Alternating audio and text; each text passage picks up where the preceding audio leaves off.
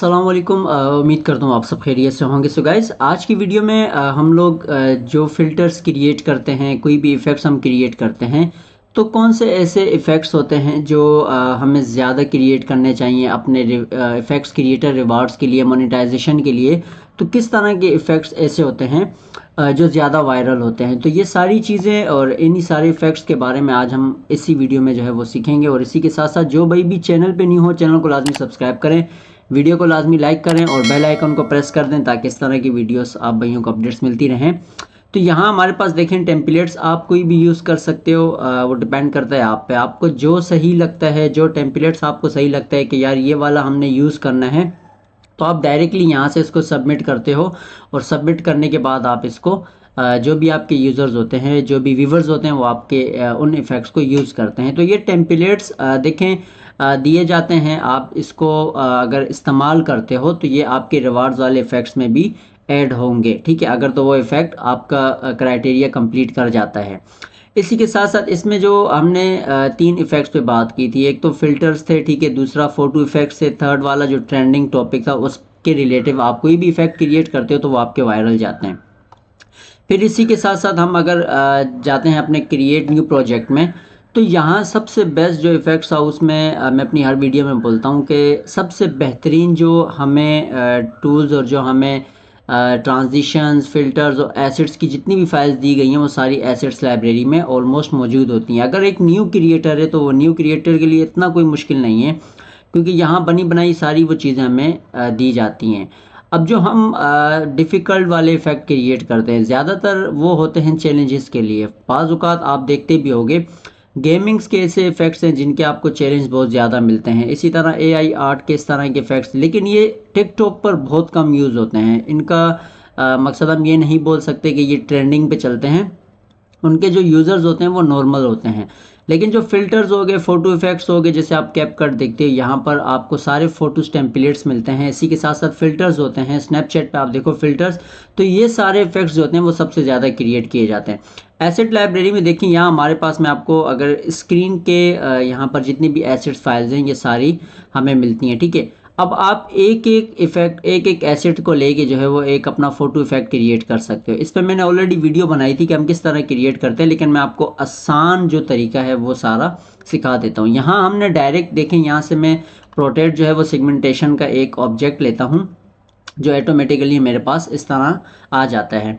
अब फ्रंट का कैमरा हमने जो है वो रिमूव करना होता है, ठीक है। तो यहाँ तक हमारा ये बैकग्राउंड आ जाता है। अब चाहो तो आप इसमें अलग सारी चीज़ें ऐड कर सकते हो, अपना मटेरियल कोई ऐड करना चाहो वो भी आप ऐड कर सकते हो। आज की इस वीडियो में मैं आपको यही कर रहा हूँ। इसके बाद फिर नेक्स्ट वाली वीडियो में भी जो फ़िल्टर्स होंगे उनके बारे में आपको गाइड करूँगा, ठीक है। तो ये हमारे पास होता है फ़ोटो, ठीक है। डायरेक्ट हम यहाँ से इंपोर्ट करते हैं कोई भी ऐसी पिक्चर को। ये देखें वो इफ़ेक्ट्स हैं जो ऑलमोस्ट मैं भी ज़्यादातर बनाता हूँ इसी वजह से, क्योंकि ये ट्रेंडिंग पे ज़्यादा चलते हैं। इससे ये होता है कि हमारे जो हमारे रिवार्ड्स के जो मोनेटाइजेशन वाले जो इफ़ेक्ट्स होते हैं उनकी अर्निंग जो होती है वो ठीक हो जाती है। तो बहरहाल हम यहाँ एक पिक्चर को जो है वो सिलेक्ट करते हैं और अभी इफेक्ट्स हाउस में ऑलमोस्ट पोजीशंस और रोटेशंस, ये सारी चीज़ें, स्केलिंग जितनी भी थी वो ऑटोमेटिकली सेट हो चुकी है। अब हमें यहाँ पर पोजीशन, स्केल और इसको जो ट्रांसफॉर्म हम जो करते हैं वो करने की ज़रूरत भी नहीं होती। अब ये सारी चीज़ें ऑलमोस्ट बहुत आसान सी हो गई हैं।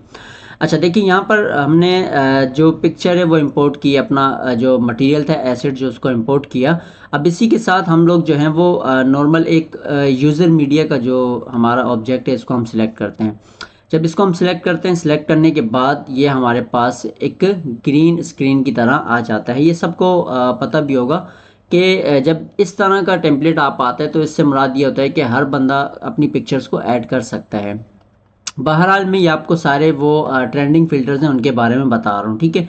अच्छा, इसी के साथ यहाँ हमारी आधी जो चीज़ें हैं वो कंप्लीट हो जाती हैं।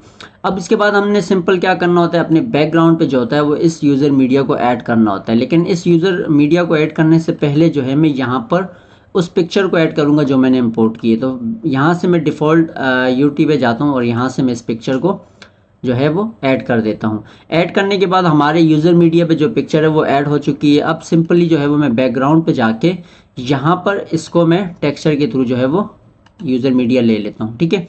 यहाँ तक हमारी ये पिक्चर समझे, प्रीव्यू पे आप देखो ये सारी चीज़ें आपको मिल जाती हैं।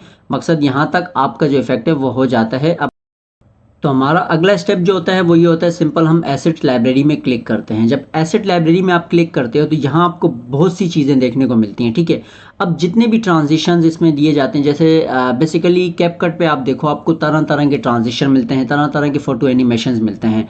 यहाँ पर एनिमेशंस को जो है वो एक एसेट्स की फाइल में ऐड किया हुआ है और इफेक्ट्स हाउस में इंपोर्ट किए हुए। तो अगर हम इन्हीं एनिमेशंस को नोड और विजुअल स्क्रिप्टिंग के थ्रू अगर हम करते हैं तो न्यू क्रिएटर्स के लिए तो बहुत मुश्किल हो जाएगा।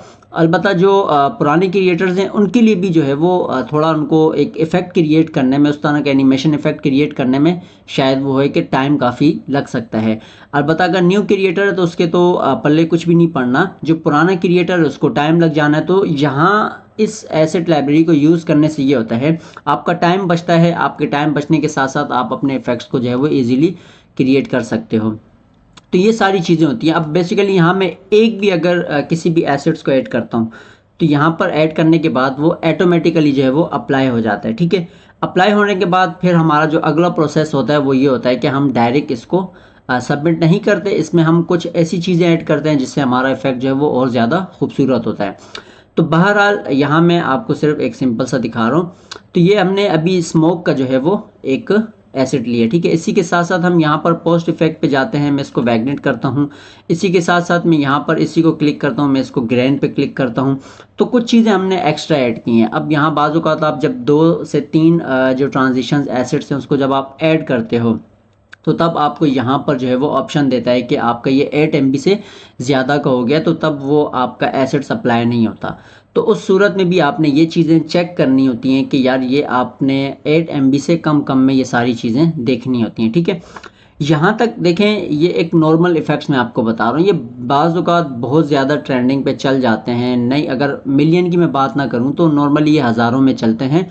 तो इससे ये होता है कि आपकी अर्निंग जो है वो बेहतरीन हो जाती है, उससे आपके एक्स्ट्रा अर्निंग भी आती रहती हैं। इस तरह के इफ़ेक्ट्स पे आपको अर्निंग अच्छी मिलती है। जब आपका कोई भी एक यूज़र आपके इस इफ़ेक्ट को यूज़ करता है तो उससे आपकी जो अर्निंग है वो बेहतरीन हो जाती है।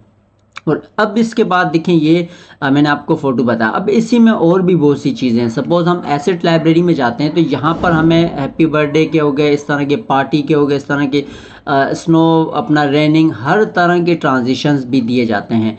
फिर अलबत्ता यहाँ पर कैरेक्टर्स, 3D मॉडल्स जो होते हैं वो सारे दिए जाते हैं। स्क्रीन इमेज, बैकग्राउंड इमेज, ये सारे भी ऐड होते हैं। आप अगर न्यू क्रिएटर हो तो फिर आप लोगों के लिए सबसे बेस्ट एसेट्स लाइब्रेरी है। अगर पुराना क्रिएटर है वो अपने हिसाब से इफ़ेक्ट क्रिएट कर सकता है, तो वो उसको पता होगा कि उसके कौन से ऐसे इफ़ेक्ट्स हैं जो ज़्यादा वायरल जाते हैं, तो वो हमसे ज़्यादा उसे पता होगा। लेकिन बहरहाल में जितने भी न्यू क्रिएटर्स हैं ये उनके लिए है कि अगर आप लोगों को इफ़ेक्ट्स क्रिएट करने में परेशानी हो रही है, कोई भी इस तरह का इफ़ेक्ट क्रिएट करने में अगर मुश्किल हो रही है, तो आप इस तरह के एसेट्स लाइब्रेरी को इस्तेमाल कर सकते हो। ये आप लोगों के लिए एक बहुत बेनिफिट होता है। अब इसी के साथ मैं नीचे आता हूँ। मेरे पास देखें यहाँ स्क्रीन पे बिल्कुल आप ऊपर देखो टाइटल बार पे, यहाँ बेसिक्स, ठीक है। इसी के साथ साथ एम्बियंस और सेलिब्रेशन, फिर आपको लाइट, फिर आपको मूवमेंट, फिर आपको नेचर, तो तरह तरह के आपको दिए जाते हैं। अलबत्ता अगर जितने भी न्यू क्रिएटर हैं अगर वो चाहें तो वो इन एक एक एसेट्स, एक एक टेम्पलेट को यूज़ करके अपने इफेक्ट्स को क्रिएट कर सकते हो, और आप इसको बाज़ औक़ात ज़्यादा भी कर सकते हो। लाजमी नहीं है कि आपने एक ही इफ़ेक्ट क्रिएट करना है और उसके बाद आप छोड़ दो। तो आप कोशिश करो, आपके पास एक ग्राउंड है खेलने को, आप जितने इफ़ेक्ट्स क्रिएट करोगे उसमें आपको ज़्यादा फ़ायदा है। बहरहाल यहाँ देखें, हर तरह के जो हैं वो इजीली आप इसको डायरेक्ट आपने उठाना होता है, डाउनलोड करना होता है। सम टाइम ऐसा होता है कि एसेट्स पे फाइल आ जाती है, आपके ऑब्जेक्ट पे डायरेक्ट ऐड नहीं होती, तो वो उसमें मसला कभी कभी ऐसा होता है, इफेक्ट्स हाउस के हैंग होने की वजह से भी आता है। कभी कभी ऐसा होता है कि आपने फ़ाइल जो है वो राइट यूज़ नहीं की, या MB होने ज़्यादा होने की वजह से वो उस पर अप्लाई नहीं होती। तो ये सारी चीज़ें देखनी होती हैं, आप रीस्टार्ट करके जो है इसको चेक कर सकते हो। तो ये थी हमारी आज की वीडियो। बिल्कुल हमारे फ़ोटो इफ़ेक्ट्स आप समझ लें या वायरल इफ़ेक्ट समझ लें, इस पे ही थी। तो ये एक आसान तरीका है, आप अपने इफ़ेक्ट्स हाउस पे जाके अपने इफ़ेक्ट्स को क्रिएट कर सकते हो। तो इंशाल्लाह हम इसी के साथ साथ मिलेंगे अपनी नेक्स्ट वीडियो में। दुआओं में याद रखिएगा। अल्लाह हाफिज़।